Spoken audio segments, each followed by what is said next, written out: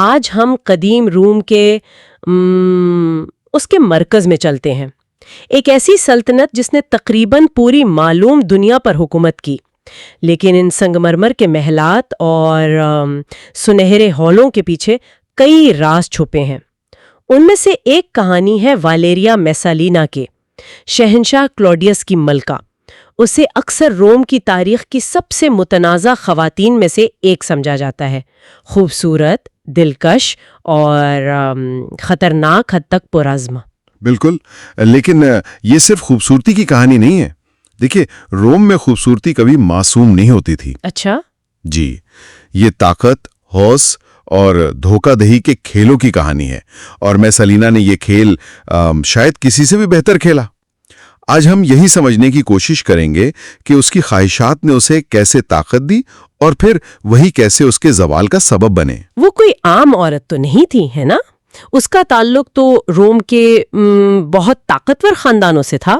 جی ہاں، بالکل، اور کم عمری میں ہی اس کی شادی عمر رسیدہ، عالم لیکن جسمانی مسائل کی وجہ سے اکثر مذاق کا نشانہ بننے والے شہنشاہ کلوڈیس سے ہوئی۔ کلوڈیس کو شاید اندازہ ہی نہیں تھا کہ یہ نوجوان بیوی اس کی سب سے بڑی، آپ کہہ سکتی ہیں، سیاسی کمزوری ثابت ہوگی۔ محل میں اس کی چالیں وہ آہستہ آہستہ شروع ہوئیں۔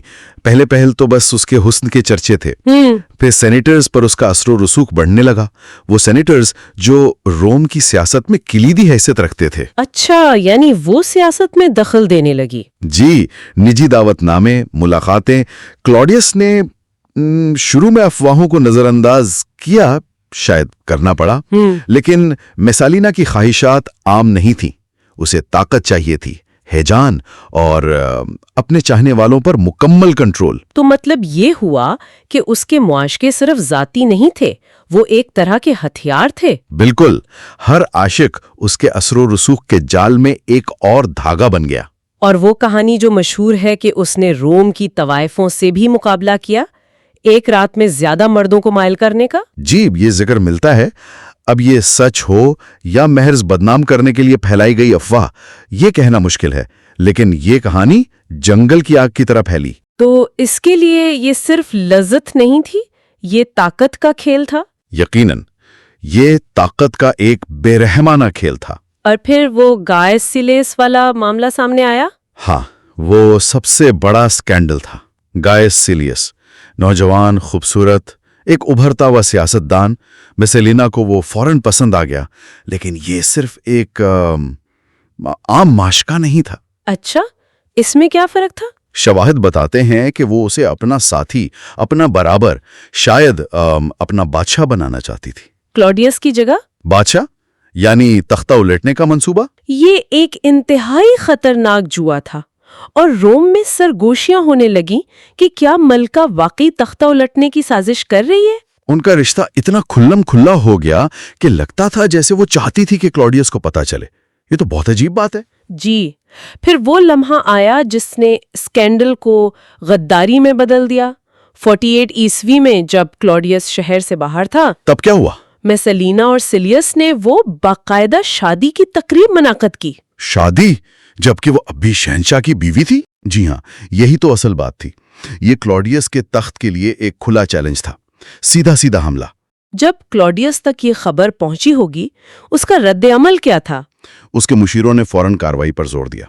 ظاہر ہے وہ بھی شاید میسالینا سے خوفزدہ تھے۔ اپنی تذلیل اور حکمرانی کو خطرہ محسوس کرتے ہوئے کلوڈیس کا فیصلہ تیز تھا۔ میسالینا اور سیلیس کی گرفتاری کا حکم دیا گیا۔ اور سیلیس کا کیا بنا؟ سیلیس کو فوراً قتل کر دیا گیا۔ اور میسالینا؟ وہ محل کے باغات میں بھاگ گئی تھی، ہے نا؟ شاید یہ سوچ کر کہ کلوڈیس اسے معاف کر دے گا۔ ہاں، شاید یہی سوچا ہو، لیکن شاہی محل میں محبت بہت نازک چیز ہوتی ہے، اور اس وقت تک شاید کلوڈیس کی محبت ختم ہو چکی تھی۔ تو محافظوں نے اسے پکڑ لیا؟ جی، جب محافظوں نے اسے پایا تو اسے انتخاب دیا گیا، خودکشی کر لو یا جلاد کا سامنا کرو۔ یہ تو بہت خوفناک انتخاب ہے۔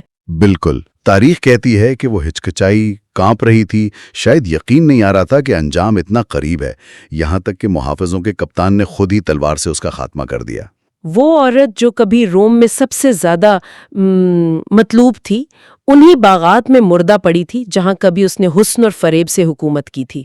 اس کی کہانی آنے والی ہر ملکہ کے لیے، ہر شاہی عورت کے لیے ایک انتباہ بن گئی، ایک سبق کیا تھا؟ یہی کہ رومی محل میں خواہش طاقت تو تھی، لیکن بے لگام طاقت جان لیوا بھی ہو سکتی تھی۔ یہ بھی تو سوچنے کی بات ہے کہ کیا وہ واقعی اتنی ہی منفی شخصیت تھی جیسا کہ تاریخ اسے پیش کرتی ہے؟ بالکل، یہ ایک اہم نقطہ ہے۔ تاریخ اکثر مرد لکھتے ہیں، اور ہو سکتا ہے انہوں نے اسے اپنے تعصبات کے ساتھ پیش کیا ہو۔ یا شاید وہ صرف ایک ایسی عورت تھی جو مردوں کی دنیا میں اقتدار حاصل کرنے کے لیے اپنے ذرائع استعمال کر رہی تھی، جو بھی اس کے پاس تھے۔ ہو سکتا ہے وہ ایک پیچیدہ شخصیت تھی، اور اس کی کہانی آج بھی ہمیں طاقت، جنس اور سیاسی چالوں کے بارے میں سوچنے پر مجبور کرتی ہے۔ بالکل، صدیوں پرانی کہانی، لیکن سوالات آج بھی زندہ ہیں۔